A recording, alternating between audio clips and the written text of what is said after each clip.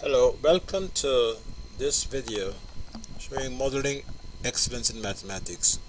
In this video I'll contrast the way it's done in Caribbean and in Guyana, in Singapore.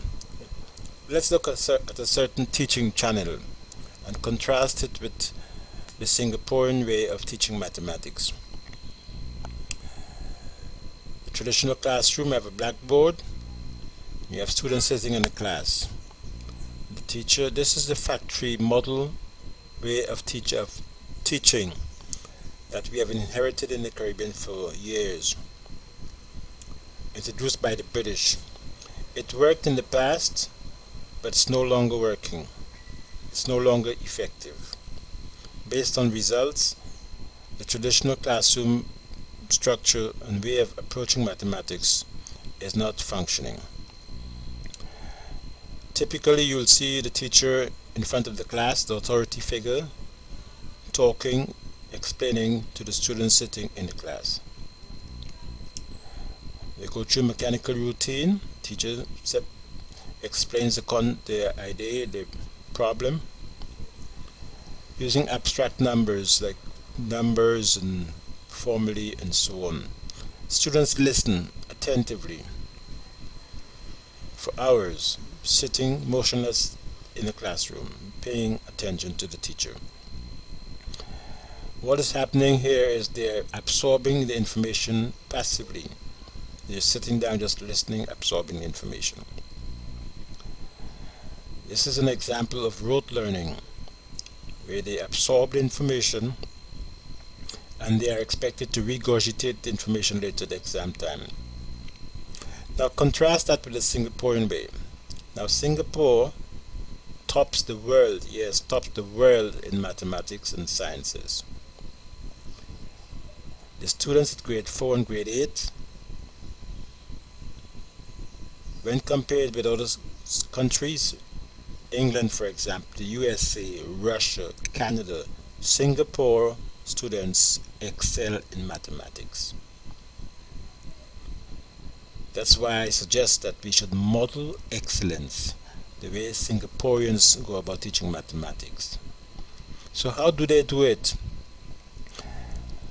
The Singaporean educators and teachers teach strategies. Compare, they teach students how to compare things, compare ideas, items, numbers, and so on.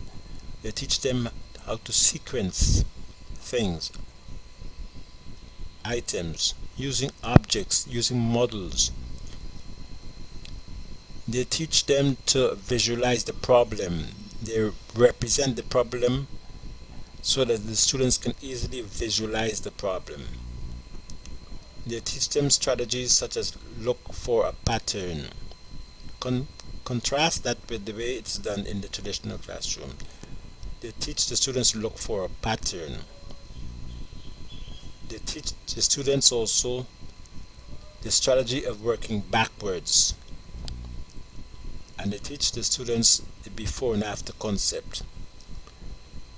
In another video, I've gone into depth explaining these approaches, these strategies, and how they work, and how you can use them. Let's continue with our compare and contrast. Here we have the traditional classroom setting again.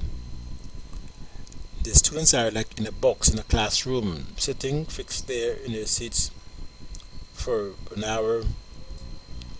Boredom creeps in.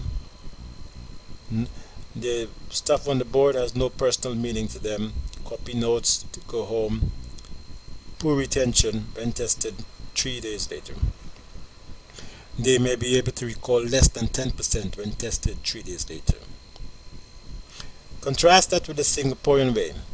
Remember, they are top performers. In Singapore, they teach them high-level thinking. Students are encouraged to discuss among each other. Not so in the classroom over here. Students are encouraged to discuss among each other the problem. They teach them problem-solving strategies, as I mentioned earlier in the video.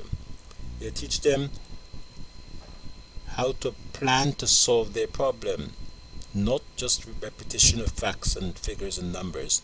They teach them how to solve the problem. And students plan. They sit down in the classroom and they plan among themselves how to go about solving the problem.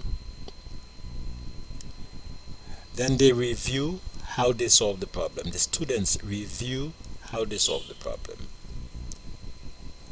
They are encouraged to use multiple approaches. Contrast that with the traditional method.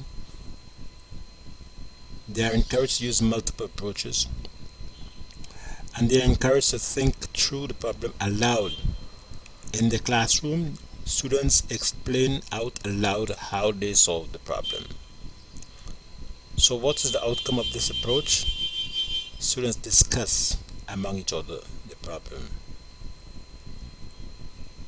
They plan. The students talk to each other and plan how to go about solving the problem. Contrast that with the traditional method. So what's the outcome? How do we know that this is the better way than this way? Well, Singaporean students get top grades. Whereas what happens? Caribbean students fail mathematics. Singapore top the world. Singapore students top the world in mathematics consistently. They beat America, Russia, Britain, Canada. So, what is doing is proven to be effective. Their teaching strategies have been proven to be effective. That is why I suggest that we should model excellence using the Singaporean way.